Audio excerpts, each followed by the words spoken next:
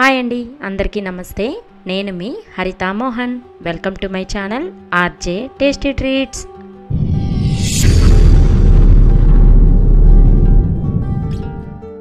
మరో 2 రోజుల్లో మనందరం ఎంతగానో ఎదురు చూసే దేవీ నవరాత్రులు స్టార్ట్ అవుతున్నాయి కదా. మరి అందరూ అమ్మవారికి ఎంతో ప్రీతికరమైన ప్రసాదాలు చేస్తుంటారు. అందుకే ఈ వీడియోలో చాలా తేలికగా తక్కువ టైంలో చేసుకునే 5 ప్రసాదాలు చూపించబోతున్నాను. ప్రతి రెసిపీని పక్కా కొలతలతో చెప్తానండి. ఎవ్వరి హెల్ప్ లేకుండానే మీరే వీటిని క్షణాల్లో చేసుకోవచ్చు. ముందుగా అమ్మవారికి ఎంతో ఇష్టమైన బెల్లం పరమాన్నంని ఎలా చేసుకోవాలో చూద్దాం. ఈ పరమాన్నం కోసం ఇక్కడ నేను 1 కప్పు రైస్ని, అలాగే 1 టేబుల్ స్పూన్ పచ్చిశనగపప్పు వేసి 2 సార్లు క్లీన్ చేసుకున్నాను. మళ్ళీ కొన్ని వాటర్ వేసి వీటిని కనీసం 20 నుండి 30 నిమిషాలు నానబెట్టుకోవాలి. 30 నిమిషాల తర్వాత రైస్ బాగా నానిపోయింది. ఇప్పుడు చిన్న కుక్కర్లో ఈ రైస్ని వేసుకొని మనం ఏ కప్పుతో రైస్ తీసుకున్నామో అదే కప్పుతో 1 కప్పు కాచిన పాలు లేదా పచ్చిపాలు వేసుకోవాలి. అలాగే అదే కప్పుతో 2 కప్పుల వాటర్ వేసుకొని మీడియం ఫ్లేమ్లోనే 3 విజిల్స్ రానివ్వాలి.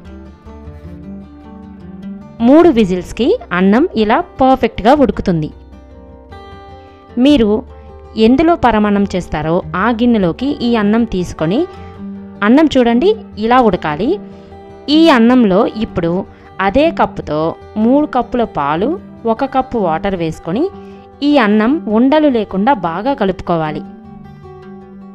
ఇలా కలిపిన తర్వాత మీడియం ఫ్లేమ్లో పాలు చిక్కబడేంత వరకు ఉడికించాలి.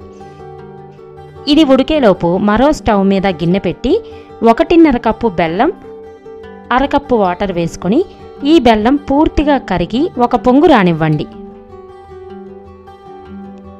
ఇక్కడ పాలు ఇప్పుడిప్పుడే మరగడం స్టార్ట్ అవుతున్నాయి. పరమాన్నం అయ్యేంత వరకు మధ్య మధ్యలో ఇలా కలుపుకుంటూ ఉండాలి.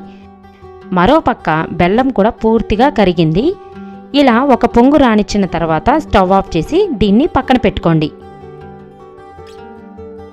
అలాగే మరో పక్క స్టవ్ మీద కడాయి పెట్టి 2 స్పూన్లు నెయ్యి వేసుకొని 2 టేబుల్ స్పూన్ల జీడిపప్పు వేసి కాసేపు ఫ్రై చేసిన తరువాత 1 స్పూన్ కిస్మిస్ కూడా వేసుకొని ఇలా ఫ్రై చేసి పక్కన పెట్టుకోవాలి. ఇటు చూస్తే అన్నం కూడా ఉడికి చిక్కబడింది కదా. ఇప్పుడు కరిగించిన బెల్లంని కూడా ఇలా వడగట్టి తీసుకుంటే ఇందులో డస్ట్ ఏం లేకుండా ఉంటుంది. ఈ పాకంతో అన్నం మొత్తం బాగా కలుపుకొని ఫ్రై చేసిన కాజు కిస్మిస్లను నెయ్యితో సహా వేసుకొని ఒకసారి మొత్తం బాగా కలుపుకోవాలి. ఇందులోనే 2 స్పూన్ల ఇలాచీ పౌడర్, చిటికెడు ఉప్పు, చిటికెడు పచ్చకర్పూరం కూడా ఉంటే వేసి అన్నీ కలిసేలాగా బాగా కలిపి మూత పెట్టి లో ఫ్లేమ్లో 5 నిమిషాలు ఉడికించాలి. 5 నిమిషాల తర్వాత చూసారంటే బెల్లం పరమాన్నం పర్ఫెక్ట్ టెక్స్చర్తో రెడీ అయిపోతుంది. ఇలాగాని చేశారంటే ఈ బెల్లం పరమాన్నం అస్సలు గట్టిపడకుండా ఎప్పుడు తిన్నా ఇదే టెక్స్చర్తో ఉంటుంది. అలాగే ఈ ప్రాసెస్లో పరమాన్నం చేశారంటే పాలు విరగకుండా పరమాన్నం ఎవరు చేసినా పర్ఫెక్ట్గా వస్తుంది. చూడ్డానికి క్రీమీగా, తినేటప్పుడు చాలా టేస్టీగా ఉంటుంది. సో మీరు కూడా తప్పకుండా ఓసారి ఈ స్టైల్లో పరమాన్నంని ట్రై చేయండి. ఇప్పుడు నెక్స్ట్ ప్రసాదం వచ్చేసి నిమ్మకాయ పులిహోరని పొడి పొడిగా పర్ఫెక్ట్గా రావాలంటే సింపుల్గా ఎలా చేసుకోవాలో చూద్దాం. దీనికోసం నేను 1 కప్పు రైస్ని 2 సార్లు కడిగి కనీసం 20 నుండి 30 నిమిషాలు నానబెట్టుకున్నాను. ఇప్పుడు ఈ నానిన బియ్యంలోకి 2 కప్పుల నీళ్లు వేసి ఇందులోనే కొంచెం పసుపు, 1 స్పూన్ ఆయిల్ లేదా నెయ్యి వేసుకొని రుచికి సరిపడా సాల్ట్ కూడా వేసి మొత్తం బాగా కలిపి ఉడికించాలి.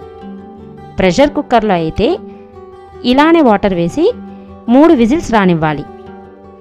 ఈ అన్నం ఉడికేలోపు పులిహోర కోసం 2 మీడియం సైజ్ నిమ్మకాయల్ని జ్యూస్ తీసి రెడీగా పెట్టుకోవాలి. అలాగే బాగా కారంగా ఉన్న పచ్చిమిర్చి అయితే 6 నుండి 7 ఇలా మధ్యలో కట్ చేసుకొని తీసుకోవాలి. కారం లేనివి అయితే 10 నుండి 12 వరకు తీసుకోవచ్చు. ఇక్కడ రైస్ కరెక్ట్గా ఉడికిపోయింది. చూశారు కదా, మెత్తగా ఉన్నా కూడా అన్నం మాత్రం పొడి పొడిగానే ఉంది. ఈ అన్నంని వేరే బౌల్లోకి తీసుకొని ఇందులో పోపు కోసం స్టవ్ మీద కడాయి పెట్టి 4 స్పూన్ల ఆయిల్, 2 స్పూన్లు నెయ్యి వేసుకొని వీటిని బాగా వేడి చేసుకోవాలి. ఇప్పుడు ఇందులో 1 స్పూన్ పచ్చెనగపప్పు, 1 స్పూన్ సాయమినపప్పు, అర స్పూన్ జీలకర్ర, అర స్పూన్ ఆవాలు వేసి వీటిని 2 నిమిషాలు ఫ్రై చేసి కట్ చేసిన పచ్చిమిర్చి కూడా వేసి వీటిని కూడా బాగా ఫ్రై చేయాలి. మిర్చి వేగిన తర్వాత 1 స్పూన్ పల్లీలు, 1 స్పూన్ కాజు వేసుకొని 2 నిమిషాలు వీటిని కూడా ఫ్రై చేసి వీటితో పాటే 2 ఎండుమిర్చి, 2 రెమ్మల కరివేపాకు వేసి 1 నిమిషం పాటు ఫ్రై చేయాలి. చివరిగా చిటికెడు ఇంగువ వేసి కలిపి స్టవ్ ఆఫ్ చేయండి. మనం వేసిన పోపు దినుసులు ఎక్కడా కూడా మాడకుండా ఇలా ఫ్రై చేసుకోవాలి. ఎందుకంటే పులిహోర ఫ్లేవర్ అంతా ఈ పోపులోనే ఉంటుంది. ఈ పోపుని ఇలా పక్కన పెట్టుకొని ఇప్పుడు ముందుగా మనం రెడీ చేసుకున్న నిమ్మరసంని ఉడికించిన అన్నంలో వేసుకొని బాగా కలుపుకోవాలి. ఇలా కలిపిన తర్వాత ఇప్పుడు ఈ పోపుని అన్నంలో వేసుకొని అన్నం మొత్తం బాగా కలుపుకోవాలి. అంతేనండి, చూశారు కదా, పుల్లపుల్లని నిమ్మకాయ పులిహోర పర్ఫెక్ట్గా రెడీ అయిపోయింది. ఇలా చేశారంటే జస్ట్ 5 to 10 మినిట్స్లోనే పొడి పొడిగా పులిహోర చేసుకోవచ్చు. ఇంత ఈజీ పులిహోర రెసిపీని మీరు తప్పకుండా ట్రై చేసి మీకు ఎలా వచ్చిందో నాకు కమెంట్ చేయడం మాత్రం మర్చిపోకండి. ఇక మన నెక్స్ట్ ప్రసాదం వచ్చేసి దద్దోజనం. అన్నం రెడీగా ఉంటే ఈ దద్దోజనంని 5 నిమిషాల్లో రెడీ చేసుకోవచ్చు. మరి ఈ దద్దోజనం కోసం కూడా నేను 1 కప్పు రైస్ని నీట్గా కడిగి 30 నిమిషాల పాటు నానబెట్టుకున్నాను. ఇప్పుడు ఇదే రైస్కి 3 కప్పుల వాటర్ వేసుకొని ఉడికించాలి. ప్రెషర్ కుక్కర్లో అయితే 4 విజిల్స్ రానివ్వాలి. ఎందుకంటే దద్దోజనంకి అన్నం మరీ గట్టిగా ఉండకూడదు, కాస్త మెత్తగా ఉంటేనే టేస్టీగా ఉంటుంది. అన్నం ఉడికించేటప్పుడే రుచికి సరిపడా సాల్ట్ కూడా వేసుకుంటే దద్దోజనం ఇంకా టేస్టీగా ఉంటుంది. ఇక్కడ చూశారు కదా, అన్నం ఇలా ఉడికితే ఈ దద్దోజనం టేస్ట్ పర్ఫెక్ట్గా వస్తుంది. ఇక్కడ నేను తీసుకున్న రైస్ 1/2 కిలో ఉంటుందండి. సో దీనికి నేను 1/2 kg పెరుగు తీసుకున్నాను. ఈ పెరుగు మొత్తం ఒకేసారి కలపకుండా 1 కప్పు వేసి ముందు ఈ రైస్ మొత్తం కలపాలి. ఇప్పుడు ఇది పక్కన పెట్టి స్టవ్ మీద కడాయి పెట్టి 4 స్పూన్ల ఆయిల్ వేసుకొని ఇందులో 1 స్పూన్ సాయమినపప్పు, అర స్పూన్ ఆవాలు, అర స్పూన్ జీలకర్ర, 1 ఇంచ్ అల్లం ముక్కలు వేసి బాగా ఫ్రై చేయాలి. ఇప్పుడు కట్ చేసిన 4 పచ్చిమిర్చి వేసి వీటిని కూడా ఫ్రై చేసిన తర్వాత 2 రెమ్మల కరివేపాకు, 2 ఎండుమిర్చి వేసి 1 నిమిషం పాటు ఫ్రై చేసుకొని స్టవ్ ఆఫ్ చేయాలి. ఈ పోపుని పక్కన పెట్టి ఈ అన్నంలో మిగిలిన పెరుగు కూడా వేసి మరోసారి అన్నం మొత్తం బాగా కలపాలి.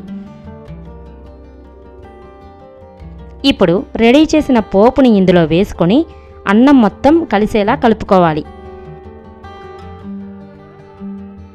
చివరిగా 1/2 స్పూన్ మిరియాల పొడి, కొంచెం కొత్తిమీర కూడా వేసి కలిపారంటే కమ్మని దద్దోజనం రెడీ అయిపోతుంది. ఈ దద్దోజనంని యాజ్ ఇట్ ఈజ్ ఇలానే చేయండి. ఎంతసేపు అయినా మీరు ఎప్పుడు తిన్నా దద్దోజనం కూడా గట్టి పడకుండా ఇంతే క్రీమీగా ఉంటుంది. పిల్లలు పెద్దలు ఎవరైనా చాలా ఇష్టంగా తినేస్తారు. చాలా ఫాస్ట్గా అయిపోయింది కదా. ఇక మన నెక్స్ట్ ప్రసాదం వచ్చేసి మినపగారెలు. మెత్తగా దూదిలాగా ఉండే గారెల్ని బాగా పొంగి క్రిస్పీగా రావాలంటే వీటిని ఈజీగా ఎలా చేసుకోవాలో ఇప్పుడు చూద్దాం. ఈ మినపగారెల కోసమైతే ముందుగా మీరు తీసుకునే గుళ్ళు పప్పు అయినా పొట్టుపప్పు అయినా శుభ్రంగా కడిగి మంచినీళ్ళు వేసుకొని కనీసం 4 నుంచి 6 గంటల పాటు నానబెట్టుకోవాలి. ఇక్కడైతే నేను 1 కప్పు మినపగుళ్ళు తీసుకున్నాను. వీటిని 4 గంటల పాటు నానబెట్టుకున్నాను. పప్పు ఇలా చక్కగా నానిపోయింది. ఈ నీరంతా తీసేసి పప్పులో వాటర్ లేకుండా చూసుకోవాలి.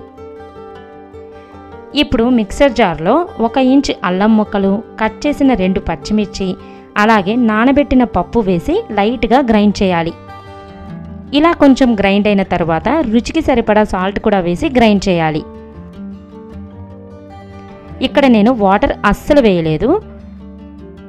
ఒకవేళ మీరు గ్రైండ్ చేస్తున్నప్పుడు పప్పు సరిగ్గా గ్రైండ్ అవ్వకపోతే 2 నుంచి 3 స్పూన్లు వాటర్ యాడ్ చేసుకుంటూ గ్రైండ్ చేసుకోండి. ఈ గారెల పిండి మరీ గట్టిగా లేకుండా పల్చగా రాకుండా ఈ కన్సిస్టెన్సీతో ఉండాలి. ఇదంతా ఇప్పుడు ఒక బౌల్లోకి తీసుకుందాం. చూశారు కదా, పిండి ఇలా మెత్తగా ఉంటేనే గారెలు పర్ఫెక్ట్గా వస్తాయి. ఇప్పుడు ఈ పిండిలో సన్నగా తరిగిన కొత్తిమీర, కరివేపాకు, అర స్పూన్ జీలకర్ర వేసి ఈ పిండిని బాగా కలపాలి. గారెలు పర్ఫెక్ట్ షేప్తో క్రిస్పీగా రావాలంటే కనీసం 5 నిమిషాలైనా ఈ పిండిని బాగా కలుపుకోవాలి.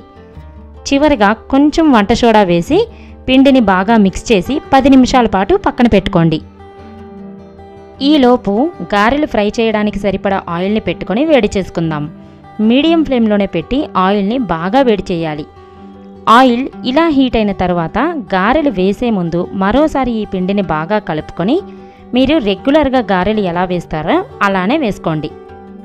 ఇక్కడ నేనైతే రెగ్యులర్గా ఇలా ఒక ప్లాస్టిక్ టీ ఫిల్టర్ మీద గారెల పిండిని కొంచెం కొంచెంగా తీసుకొని వేసుకుంటాను. ఇలా వేయడం వల్ల గారెలు చాలా ఈజీగా అలాగే అన్నీ ఒకే సైజ్ అండ్ షేప్లో పర్ఫెక్ట్గా వస్తాయి. మీకు ఎలా ఈజీగా ఉంటే అలా వేసుకోండి. ఆయిల్ అయితే బాగా కాగింది. ఇలా మీడియం ఫ్లేమ్లోనే పెట్టుకొని నెమ్మదిగా కడాయికి సరిపోయినన్ని గారెలు వేసుకోవాలి. చూశారు కదా, అన్నీ ఒకే సైజులో మంచిగా పొంగుతున్నాయి. ఈ గారెల్ని మంచి కలర్ వచ్చేలా ఫ్రై చేసుకోవాలి. ఇలా గోల్డ్ కలర్ వచ్చేలా ఫ్రై చేస్తే చాలు, గారెలు పర్ఫెక్ట్గా టేస్టీగా ఉంటాయి. ఇదే విధంగా మిగిలిన పిండితో గారెలు వేసుకొని వాటిని కూడా మంచి కలర్ వచ్చేలా ఫ్రై చేసుకోవాలి. ప్రాసెస్ చాలా సింపుల్గా ఉంది కదా. గారెలు ఫస్ట్ టైం వేస్తున్నా కూడా ఇలా చేశారంటే చాలా పర్ఫెక్ట్గా చిటికెలో చేసేస్తారు. ఇంతేనండి, చాలా సింపుల్గా ఉంది కదా. ఈ గారెలు ఇలా చేశారంటే బయటికి క్రిస్పీగా లోపల సాఫ్ట్గా ఉంటాయి. మరి ఈ ఈజీ రెసిపీని మీరు కూడా ట్రై చేసి చక్కని గారెలు చేసుకొని అమ్మవారికి నైవేద్యంగా పెట్టేయండి. ఇక ఈరోజు వీడియోలో మన లాస్ట్ ప్రసాదం రెసిపీ వచ్చేసి కొబ్బరి అన్నం అండి. ఈ రెసిపీ అయితే ఇంకా సింపుల్గా ఉంటుంది. ఈ ప్రసాదం చేయడానికి కూడా సేమ్ పులిహోరకి ఎలా చేశారో అదే విధంగా రైస్ని పొడి పొడిగా ఉడికించుకోవాలి. అన్నం రెడీగా పెట్టుకున్న తర్వాత 1 కప్పు కొబ్బరి ముక్కల్ని చెక్కు తీసుకొని ఇలా ముక్కలుగా కట్ చేసుకొని పెట్టుకోవాలి. ఇలా చెక్కు తీయడం వల్ల మనం చేసే కొబ్బరి అన్నం టెక్స్చర్ అయినా కలర్ అయినా పర్ఫెక్ట్గా వస్తుంది. ఇప్పుడు ఈ కొబ్బరి ముక్కల్ని వాటర్ వేయకుండా 2 నిమిషాల పాటు గ్రైండ్ చేసుకున్నారంటే చూశారు కదా, ఇలా చక్కగా కొబ్బరి తురుం రెడీ అయిపోతుంది.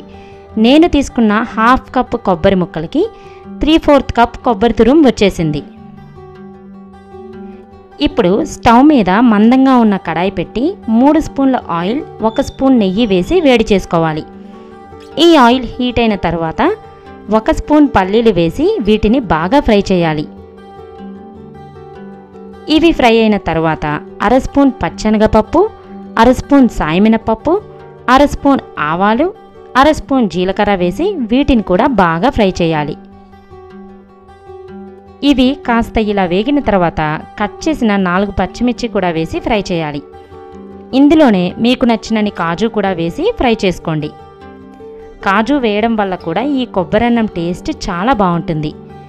ఇవన్నీ ఫ్రై అయిన తర్వాత 3 ఎండుమిర్చి, 2 రెమ్మల కరివేపాకు వేసి 1 నిమిషం పాటు ఫ్రై చేసుకోవాలి.